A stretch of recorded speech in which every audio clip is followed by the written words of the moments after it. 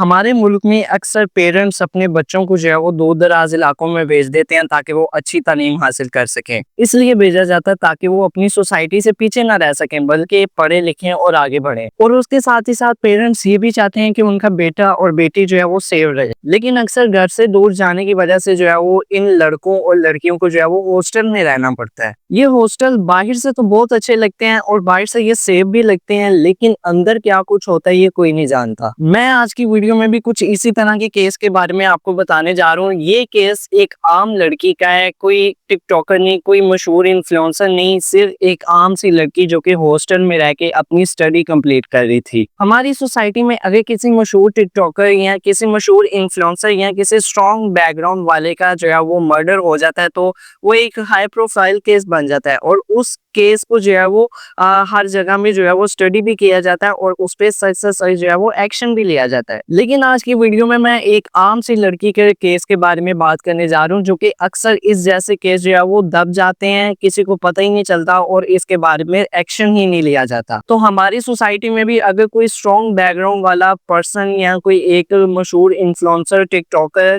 के साथ अगर कुछ गलत हो जाता है तो उसके बारे में हर कोई बोलता है। लेकिन अगर यही सब कुछ एक आम पर्सनैलिटी के साथ हो जाए तो उसके लिए उसके हक में जो है वो कोई भी नहीं बोलता। तो मेरा वीडियो बनाने का मकसद यही है कि मैं अपनी वीडियो के जरिए से किसी की आवाज बन सकूं या किसी बेगुनाह का जो है वो साथ दे सकूं। सो चलिए वीडियो को स्टार्ट करते हैं। ईमान अफरोज, जिसका ताल्लुक पाकिस्तान के सिटी मानसहरा से था, जो कि स्टडीज के लिए इस्लामाबाद आई थी। अपने शहर से दूर आने के बाद इंसान को जो है वो कहीं ना कहीं जो है वो रहना पड़ता है, कोई सेफ शेल्टर जो है वो ढूंढना पड़ती है। तो इसीलिए इस लड़की ने जो है वो हॉस्टल कोई फाइंड किया और ये लड़की जो है वो इंटरनेशनल इस्लामिक यूनिवर्सिटी की एक स्टूडेंट थी। ये हॉस्टल यूनिवर्सिटी का नहीं था, ये एक लोकल हॉस्टल था। ये लड़की कोई टिकटॉकर या कोई इन्फ्लुएंसर नहीं थी, ये बस एक सिंपल सी स्टूडेंट थी जो कि स्टडीज के लिए मानसहरा से इस्लामाबाद आई थी। 19 अप्रैल 2025 रात 12:15 के करीब जो है वो बारिश हो रही थी। सब लड़कियां जो है वो अपने रूम्स में थी, ईमान भी अपने रूम में थी लेकिन जाग रही थी। उसी वक्त ही एक लड़का जो है वो हॉस्टल की दीवार फैलान के जो है वो हॉस्टल में दाखिल हो जाता है और उसके पास एक गन भी होती है और पूरे 1 घंटे तक वो हॉस्टल में ही रहता है। आप इमेजिन करें, एक आदमी जो है वो गर्ल्स हॉस्टल में जो है वो घुस जाता है गन के साथ और 1 घंटे तक जो है वो हॉस्टल में ही रहता है, लेकिन कोई सीसीटीवी या कोई सिक्योरिटी गार्ड जो है वो उसे नहीं देखता। तो कितना इजी है ना इस सोसाइटी में, आप आधी रात को जो है वो किसी भी जो है वो रैंडम सिटी में चले जाएं, किसी भी रैंडम बिल्डिंग में चले जाएं। आप जो है वो किसी के भी रूम में जो है वो घुस जाएं, उसे जो है वो शूट करें, उसे जो है वो मार दें और उसी तरह जो है वो भाग जाएं। ये बहुत ही ईजी है। अब 1:30 पर जो है वो ईमान बारिश देखने के लिए अपने रूम से बाहर आती है और अब उसके सामने एक रैंडम सा अननोन सा आदमी जो है वो खड़ा होता है, जिसे देख के ईमान डर जाती है और चिल्लाना शुरू कर देती है और साथ ही अपने रूम की तरफ भागना शुरू कर देती है और वो शख्स भी ईमान के पीछे जो है वो भागना शुरू कर देता है। और कहते हैं कि रूम में जो है वो ईमान के अलावा भी 3 जो है वो लड़कियां थी, जिन्हें जो है वो उस आदमी ने जो है वो अपनी गन दिखा के चुप करवा दिया, लेकिन ईमान जो है वो शोर करने से चिल्लाने से बाज नहीं आई। जिस पे वो शख्स जो है वो ईमान पे जो है वो गोली चलाता है, वो गोली ईमान के जो है वो बैक पे लगती है और वो शख्स वहां से फरार हो जाता है। और सुनने में आया कि उस शख्स ने ईमान का चेहरा ही नहीं था देखा। तो ईमान ने शायद उसकी टाइम पूरा था या उसकी बैड लक थी कि उसने अपने रूम का दरवाज़ा खोला बाहर बारिश देखने के लिए और वो बंदा बाहर खड़ा था। वो ईमान ने उसको देख के चीखो पुकार शुरू कर दी। जैसे वो अंदर रूम में भागी, ये बंदा पीछे से उसके रूम में एंटर हुआ है और ईमान का शोर शराबा ज़्यादा था। बाकी लड़कियां खामोश हो गई थी डर के, उसने उनको चुप करा दिया था। ईमान के शोर शराबे में उसने उसको बैक से फायर कर दिया। पहले उसको एक धक्का दिया, धक्का देने के बाद उसको फायर मार दिया और बैक साइड से मारा। ईमान का चेहरा उसने नहीं देखा, ईमान को बैक से उसने शोर शराबे की वजह से उसको मारा। इस इंसिडेंट के बाद जो है पूरे हॉस्टल पे जो है वो शोर होना शुरू हो गया और ईमान को जो है वो करीबी हॉस्पिटल में जो है वो लेके गया, लेकिन ईमान को जो है वो करीब से गोली जो है वो लगी थी। सो दैट्स व्हाई ईमान का बचना इम्पॉसिबल था। रूम की उन तीनों लड़कियों ने जो है वो उस शख्स का जो है वो चेहरा देखा था। वो करीबी जो है वो 25 से 26 साल की उम्र का था और उसने जो है वो व्हाइट कपड़े पहने थे और इन्वेस्टिगेशन के बाद जो है वो पता चलता है ये लड़का, ये आदमी जो है वो जंग का रहने वाला था और इसका नाम फिरोज था। अब ये एक जो है वो चोरी थी, ये एक रिलेशनशिप था, ये एक दुश्मनी थी या ये क्या था, इसके बारे में जो है वो हम बाद में बात करते हैं। लेकिन अब जो है वो इन्फॉर्म किया गया है ईमान के घर वालों को, उन पे जो है वो एक तरह की क़यामत ही टूट पड़ी।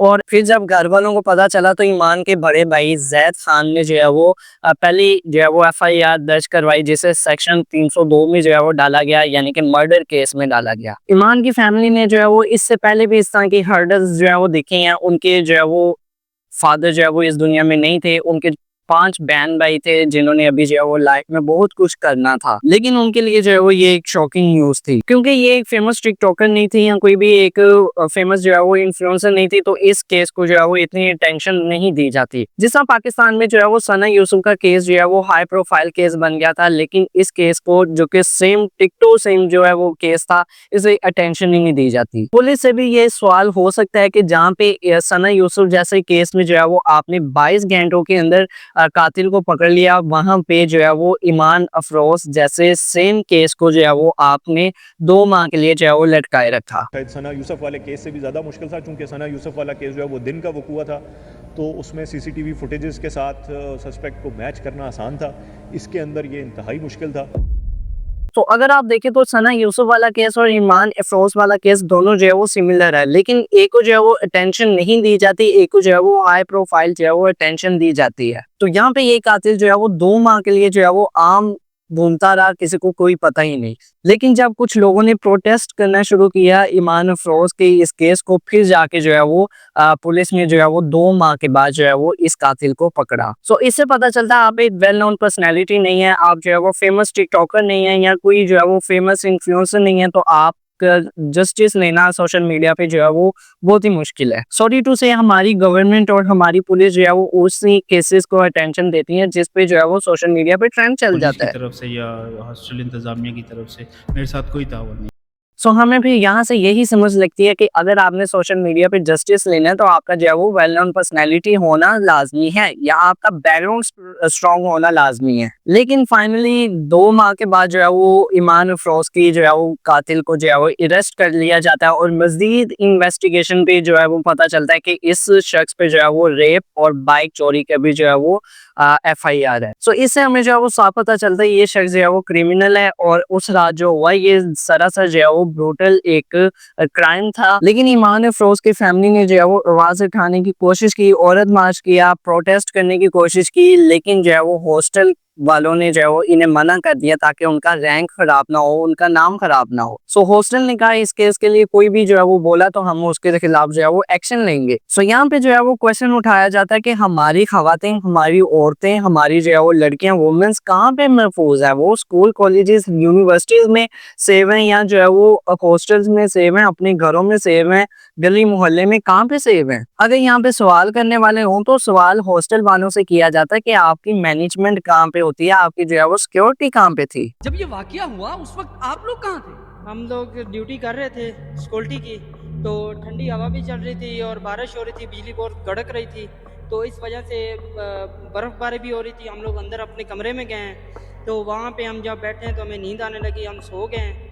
तो जब ये वाकया हुआ है तो हम जब बच्चियों ने चीखों आवाज़ की, हमारी बहनों ने आवाज़ दी है, तो हम भाग के उठे, तब तक वो अफराज यहाँ से जा चुका था। सो हमें ये समझ में आता है कि ये शख्स जो है वो हॉस्टल में चोरी करने के लिए आता है, लेकिन जो है वो ईमान अफरोज जो है वो इसको देख के जो है वो शोर करना शुरू कर देती है, दैट्स वाई वो उस पर जो है वो गोली चला देता है। लेकिन दूसरी तरफ अगर सोचा जाए तो स्टूडेंट्स के हॉस्टल में जो है वो इतने पैसे नहीं होते, स्टूडेंट्स के पास इतने पैसे नहीं होते जो है वो चोरी किए जाएं। अभी भी ये केस जो है वो कस्टडी में है और उस तरह से एक्शन नहीं लिया जा रहा। सो हमारा वीडियो बनाने का मकसद यही है कि जिस तरह एक सना यूसुफ थी, उसी तरह की ये ईमान अफरोज एक लड़की थी, जिस तरह उसका मर्डर किया गया उसी तरह सेम इसका भी मर्डर हुआ है। सो सोशल मीडिया पे अगर उसके लिए प्रोटेस्ट किया जा रहा है तो आपको ईमान अफरोज के बारे में भी बोलना चाहिए। हम क्यों नहीं बोल रहे? क्योंकि वो एक जो है वो मशहूर इन्फ्लुएंसर थी, ये एक आम लड़की थी। सो हमारा वीडियो बनाने का मकसद ये है कि आप जो है वो प्रोटेस्ट करें, जैसा सना यूसुफ के लिए किया गया, ईमान अफरोज के लिए भी प्रोटेस्ट किया जाए। सो हम चाहते हैं इन दोनों कातिलों को जो है वो सख्त से सख्त जो है वो सजा दी जाए। सो हमें नहीं समझ लग रही हमारी सोसाइटी किस तरफ को जा रही है। यहाँ पे किसी का भी दिल करता है वो किसी को भी जो है वो